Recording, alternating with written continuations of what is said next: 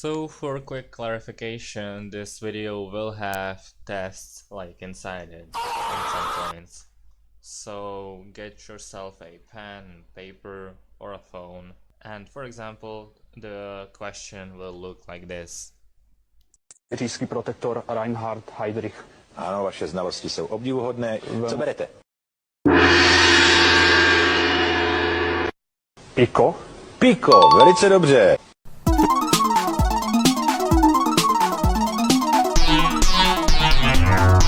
In the year of 1714, Queen Anne died.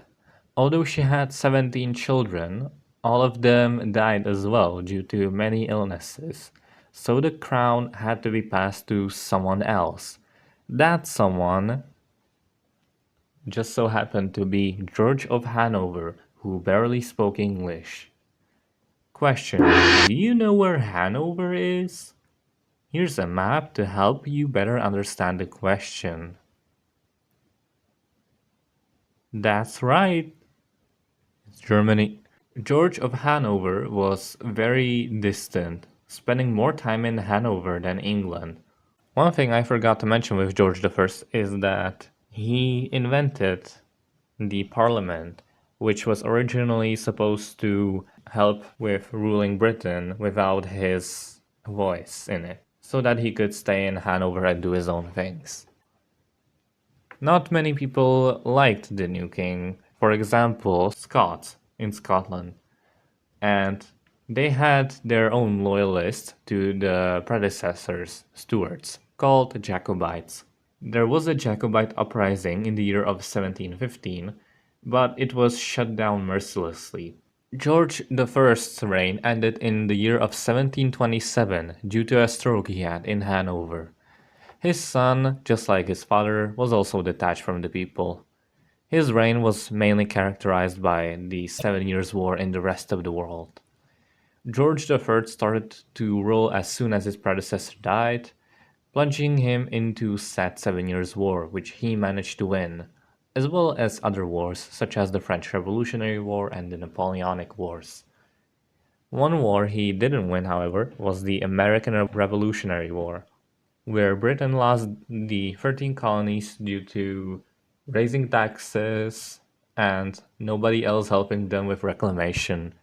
George IV was forced to rule the kingdom after his father went crazy, beginning the Regency era, where even though George IV wasn't of age, he still had to rule the country somehow, up until George III died.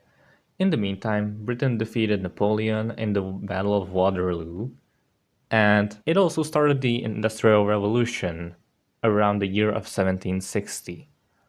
Question: do you know why Britain experienced the Industrial Revolution so early? That's right! It had many educated people, entrepreneurs, bourgeois, doctors, people like that. Unlike, for example, the Austrian Empire, it had many colonies around the world and therefore many sources of minerals, unlike what was on land. Industrialized areas like manufacturing, communication, and transportation resulted in Great Britain being known later as the workshop of the world, due to the fact that many European nations imported industrial-made products from Britain. Many also attribute Britain's adoption of railways as a big helping hand. Question: do you know why?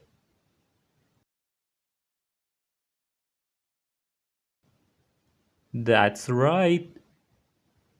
Railways managed to transport a lot of goods very far away, very fast.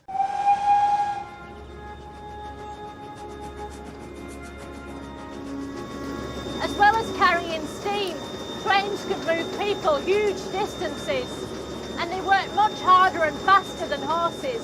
And unlike horses, they've got a big smiley face on the front and the voice of Ringo Starr. Though slowly, trains also started to transport people to destinations as well, which was marginally better than walking due to the fact that you did not have to do anything. Sadly, George IV died, just like his father. which left William IV to rule for 7 years. Meanwhile that was happening, future Queen Victoria at the time was born, but nobody knew at the time that she was gonna become queen. After all, she was fifth in line of succession after the 4 eldest sons of George III and her father, Edward, Duke of Kent. Queen Victoria was born in 1819, in the usual way, out of a woman. It was hard to tell that this infant would grow up to be queen, because her crown hadn't yet formed. It was just hair, which must have been a relief to her mother as she was pushing her out. As well as looking miserable, her other hobby was fashion. Even at an early age, she was dressing like a cross between a disillusioned Lord Mayor and an angry hen. Victoria described her childhood as rather melancholy. Her mother was extremely protective, isolating her from other children under the Kensington system, which was an elaborate set of rules and protocols for Victoria to follow. Along with that, she had to share her bedroom with her mom every night, study with private tutors, and spend her play hours with either her dolls or with her King Charles Spaniel, Dash. At age 10, she wrote and illustrated a children's story called The Adventures of Alice Lascelles, which wasn't published until 2015.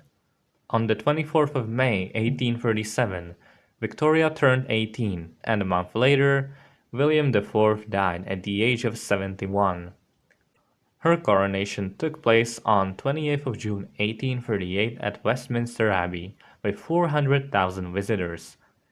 She was the first to take residence at Buckingham Palace, as well as allowing any other visitors other than from the royal family. Even after becoming queen and being an adult, she was still required by social convention to live with her mother. She consigned her to a remote apartment in Buckingham Palace, but even then Victoria complained that the proximity would promise, and I quote, torment for many years. The only way to avoid this was with marriage, and when Prince Albert, her first cousin, visited in 1849, she proposed to him, and they officially tied the knot on the 10th of February 1840. If the Industrial Revolution, as I mentioned, was strong before, now it simply couldn't be stopped. After 1840, the new economic policy, called free trade, offered less restrictions, quotas, and tariffs. This led to, what some mayhaps will argue, the golden era of the United Kingdom, where not only was England the strongest country economically, but also financially, especially with London becoming the economic capital of the world, and worldwide, having many colonies, which financially helped them. Social life was also booming, with music halls as the primary entertainment for the new middle class. Despite the name, music hall wasn't just music in a hall. As well as singers, there were comedians, dancers and variety turns, like on Britain's Got Talent, but with a few differences. Back then, audiences enjoyed the acts for themselves, rather than asking David Walliams or Amanda Holden to do it for them. And because the only way to change channel in Victorian times was to walk up the road to a different music hall, the acts could be a lot shitter. So could you play some music hall for me now? Right, well, there were lots of popular songs, and they liked certain sort of rhythms and vamps. So this was a very popular one, which would go like this. My old man said, follow the van, and don't dilly-dally on the way. That sort of rhythm was very popular. So why was that considered entertaining? What was even worse than that was the well-known murderer in the Victorian era. Question: do you know his name? Jack the Ripper. He murdered as many as 11 women from East London. The fact he was never caught is quite frightening. Back to Queen Victoria, who, despite having 9 children, hated pregnancy and thought babies were ugly. Other than that, she took a keen interest in developing better relations between France and the UK, meeting with their royal family for the first time since Henry VIII visited in the year of 1520. She was also the first British monarch to publicly show off the royal family, which made her very popular. Her husband passed away on 14th of December 1861.